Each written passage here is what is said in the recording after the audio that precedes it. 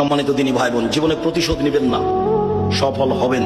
প্রতিশোধ নেবেন না জীবনে, আর কারো বদনাম করবেন না। যা হবে হবে, ধসে যাক, বহে যাক, ডুবে যাক, মান সম্মান হারিয়ে যাক, তাতে আসে যায় না। পাল্টা তার বদনাম করতে রাজি নই। করবো না বদনাম, যা হবে হবে। তার বিরুদ্ধে মামলা করবো না, জমি দখল করে চেক করেছে। মামলা কারো বিরুদ্ধে করে মানুষকে জেল হাজত দিয়ে 1 মিনিটের জন্য আমি বাঁচতে রাজি নই। সম্মানিত দিনী ভাই বোন, শুনুন, কিভাবে ছেলে মেয়েকে জাহান্নাম থেকে বাঁচাবেন, শিক্ষিত কিভাবে করবেন। এবার শুরু হয়ে গেল একসাথে বাপ মা জিম্মেদার। একই ভাষা আল্লাহ রাসূলের মুখে, একসাথে মাও জিম্মেদার, বাপও জিম্মেদার, বাপও জিম্মেদার, মাও জিম্মেদার, একসাথে একই ভাষা। চলেন দেখি কয়েকটা।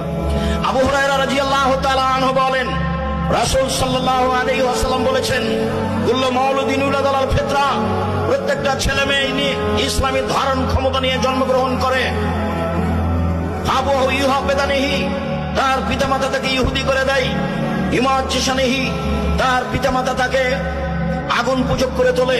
ইনাসরানিহি, তার পিতামাতাকে খ্রিস্টান করে তোলে। এই ছেলে বসো, ব্যস্ত হচ্ছ কেন তুমি?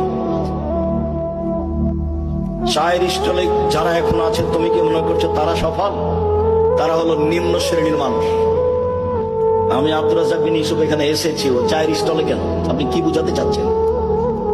যেখানে জিলাপি বিক্রি হচ্ছে সেখানে আপনার মেয়ে কেন গেছে? ও ক্লাস 10-এ পড়ে, হিন্দুর মেয়ে নাকি? ওই হিন্দুর মেয়ে? আপনি বাপ, আমি আপনাকে বাপ বলে ডাকতে নিষেধ করেছি, আপনার মেয়ে যেন আপনাকে চাচা বলে ডাকে। চলেন আপনাকে দেখাচ্ছি আজকে।